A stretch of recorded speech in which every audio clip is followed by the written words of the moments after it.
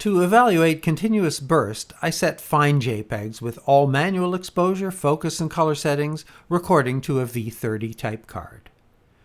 With the mechanical shutter, the maximum is 8 and it delivers consistently, taking 480 pictures in 60 seconds without hitting the buffer or stuttering. Impressive. With the electronic shutter, higher rates are possible. The 20 frame setting is maintained for 3 seconds, then slows to about 13, which it maintains for about 20 seconds and then slips to about 8. 25% crop, these will be 17 megapixel medium images, and you can see that on screen. Goes up to 30. That lasts for about a second before slipping to 20 and then quickly becomes erratic. In the 5th second, only 3 images, then 17, then 5, then 9. You get the idea.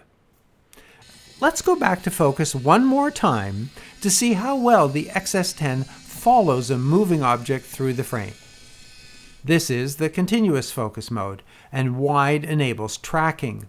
The rectangle is used to pick the subject. When the train enters, I soft press to start tracking, and this is exemplary performance. Not only does it lock solidly onto the car and stays with it even as it gets to the edge of the focusable area and turns to face front, and then stays with it until the car reaches the lens's closest focus distance.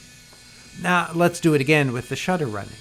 The focus stays on the train while recording with an occasional slip. Here 2 frames are soft before it recovers.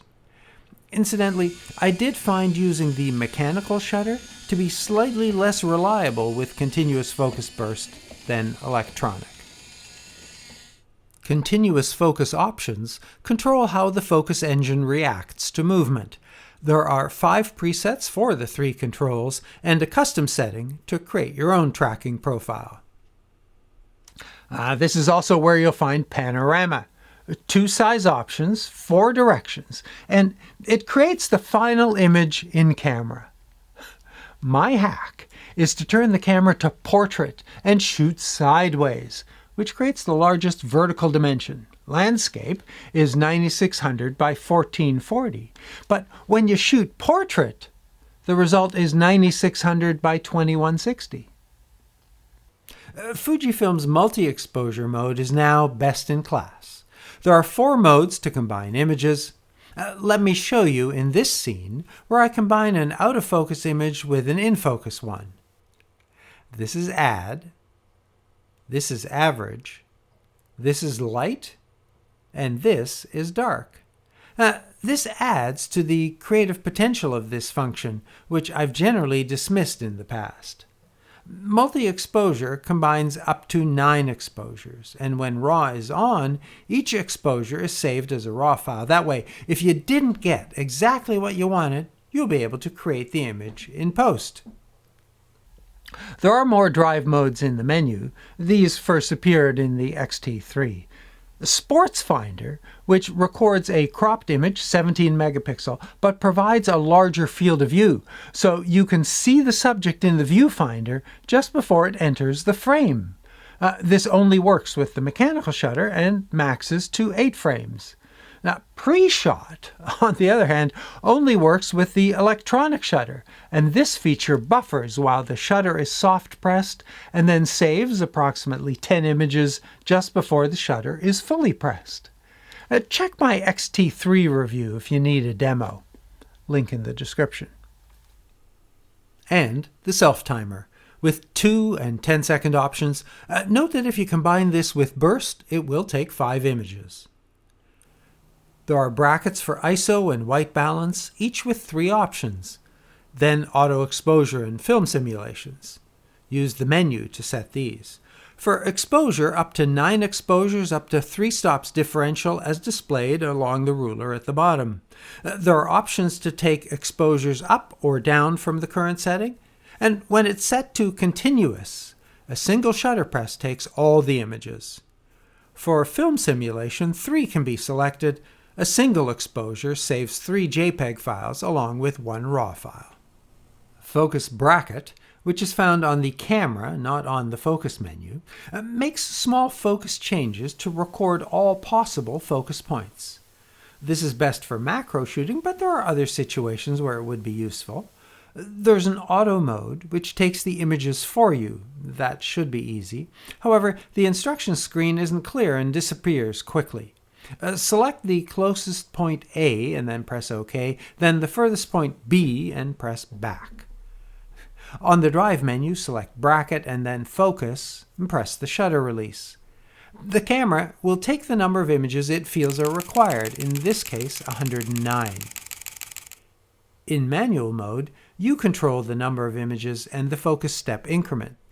Although manual settings require a little trial and error, I got all the images I needed to get the tulips in focus with a setting of 50 images and a step of 9.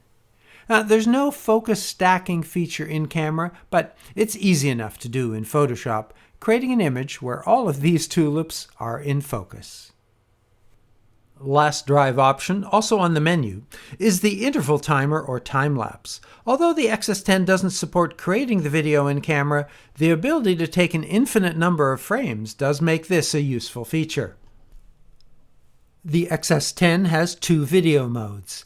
In stills mode, you can press the red record button, unless you've repurposed it, to start recording. Although it starts recording in any mode, in filters mode, the settings aren't retained while recording. In stills, movie settings are very limited. Best to switch to video mode. Now, the best video feature, particularly for vloggers, is that the screen swivels out and faces forward, and the external mic in port is out of the way of the rotation. However, the USB and HDMI ports are in the way, potentially blocking the screen. Now, there's no crop from stills to video, either in HD or 4K. The movie menu controls the video exposure mode. I prefer manual. The video menu's resolutions include 16:9 for TV and computer screen, and 17:9 for cinema. 4K and HD 1080 are available. Frame rates up to 30 drop frame in 4K, up to 60 drop in HD. Data rates up to 200 megabits. If I have high quality available, that's what I'm using. 2 file format options, MOV with the uncompressed LPCM audio format, MP4 with AAC, the standard MPEG-4 audio format.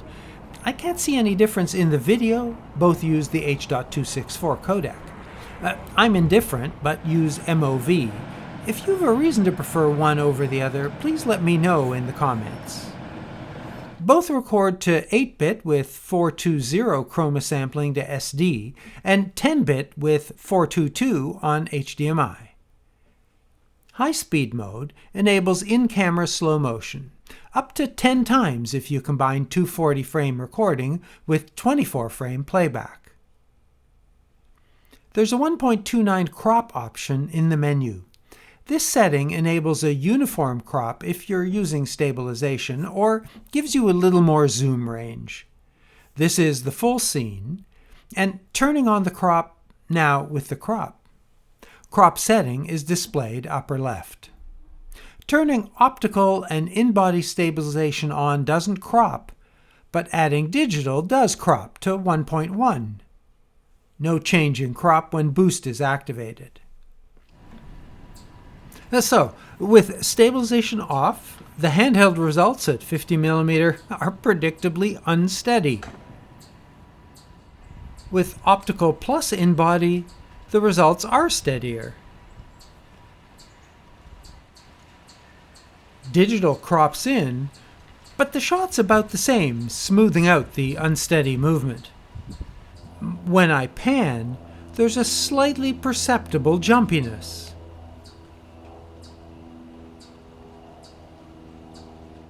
Boost is recommended for static shots. The shot seems equally steady, but pans may be slightly jumpier. And note that if your lens has an OIS switch, the off option won't appear in the menu. The X-S10 is fairly sophisticated in terms of features like control over HDMI output, external record control, and timecode. For color, I typically use Chrome, but the Eterna film simulations are specifically designed for video. Fujifilm recommends using the higher dynamic range settings for Eterna. Be your own cinematographer. And there's F-log, which works like this. Here's the DSC Lapse chart using the standard Provia film sim. I've exposed this to fill the histogram from dark to bright. And you can see that on the waveform image as well, from pretty close to 0 to nearly 100, and the X crosses at about 55%. The steps are fairly even. When F-log is turned on, the contrast is decreased. You can see that on the histogram there's more room on the right, and also on the waveform, where the whitest chip is now at 70% and the darkest at 20%. So a dramatic increase in the dynamic range is now available, which is useful for sunlit exteriors with dark shadows. The wider dynamic range means that this footage must be adjusted in editing. Fujifilm provides a free lookup table, we usually say LUT, to make your transformation, but you can make the adjustments using your NLE's exposure and color controls. Because the LCD screen will also look washed out, there's a menu setting, F-log View Assist, which applies the LUT to the monitor. For an external monitor, you can also install the free LUT to make it more like the final result. To test overheating, I heated the studio to 25 Celsius and recorded 4K at 200 megabits with a fully charged battery and USB power. The overheating icon appeared before 20 minutes was up. 2 restarts and 50 minutes later, when I ran out of card space, the temperature icon was still on screen, but the camera hadn't yet quit. Although there are a few occasions when you might actually observe this effect in real situations. Like most cameras, the X-S10 is susceptible to rolling shutter, the effect that bends vertical lines as you pan. It's slightly less pronounced in HD. Focus options are limited in video. There are 2 modes, multi, the equivalent of wide for stills, in other words, full auto. Area offers some control for size and position on this 91 spot grid. Touch is very useful for setting the focus point. Continuous has 2 controls, how sensitive it is to new objects appearing and how quickly it changes. Locked on stays with the subject, even as a very distracting object moves through the foreground, while the quick option resets when it identifies the train and then resets quickly. Face Detect integrates with these settings. The speed control is useful when using touch focus to switch subjects while you're recording. This is the fastest, this is the midpoint, and this is the very slow setting. Almost too slow, but it provides a good range to work with. Note that while you're not recording, it's always fast. For manual focus, expanded view and peaking assists are available. With continuous tracking at locked on and face eye auto on, clearly I am not the ideal candidate for face detection. Doesn't get me. And although focus is steady and seems to stay with me, there's a slight pulsing in the background. As always, if your subject remains a constant distance from the camera, manual is your best option. The 16 to 80 millimeter lens opens to f4. So for this scene, by the light of a single candle, I've switched to the Fujinon MKX 18 to 55 cinema lens, which opens to t2.9. The highest ISO in video is 25,600. This is 12,800. The auto ISO cannot be adjusted for video mode. I captured a custom white balance for candlelight. That's probably lower than the minimum Kelvin, which is 2500. Now, I find the image a little soft and there's some noise, but it reads as a nice candlelit mood. And I'm creating a best video settings video for the X-S10, where I'll talk more about the MKX cinema lens and provide guidance to video novices who need to get started quickly. You'll find more detail and some hacks there. I reviewed Fujifilm's camera remote app in another video. It can take stills and video remotely, but its best feature is the ability to upgrade the firmware. Oh, This video was recorded with firmware 1.0. The app synchronizes time and location data between the device and the camera and can be configured to transfer images from the camera automatically. I also wanted to show you the new webcam feature, but even with Fujifilm support didn't work. That's hopefully addressed in the firmware that's expected at the time the camera is released. The 16 to 80mm lens with a constant f4 is available as a kit with the X-S10. In size and weight, it pairs nicely and offers good walk-around flexibility. It's optically stabilized and weather-resistant. Stabilization is controlled in camera settings. There's no switch. My sample was made in the Philippines. Filter diameter 72mm, closest focus is 35 centimeters. There are marked rings for focal length and aperture, which is softly detented in 1/3 stop increments. A focus ring is unmarked, and while it is focused by wire, the linear setting in the menu provides more accurate control. Zoom action, 1/4 turn from tight to wide, is smooth and linear, but sticky enough to keep it in place when tilted up or down. I enjoyed this lens and used it for most of the photos and video I recorded. Battery life seems about average. It's rated for 325 shots. Thanks to USB-C power delivery, the camera can be powered and charged from either a PD-type battery or outlet. Although the USB-C cable is included, there's no power adapter. As Fujifilm's menu has expanded, organization has decreased. ISO should be with the tone curve and dynamic range controls. Shutter should be with the Sportsfinder and pre-shot setting. And the dimmed out options are beyond frustrating. There's no way to tell why dynamic range priority isn't available. I tried RAW, shutter type, drive mode. The only way to fix it was to reset the shooting settings. That shouldn't be necessary. I did figure it out eventually. It requires a minimum ISO of 320. I knew that. But why not just make it available and pop up an alert that ISO has been reset to 640 to make the full range available? And while my menu is useful, there are many settings, mostly from the setup screens, that can't be added. And there's no option to return to the previous setting.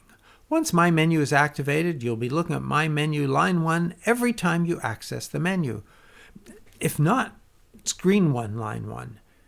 It would really be useful to be able to set an option for which behavior you'd like. And a little time with a user experience designer might be appropriate. Sometimes it feels as if the X-S10 is a little too small, particularly when a quick release plate is mounted, which not only makes it hard to rotate and then close the LCD, but also to change lenses.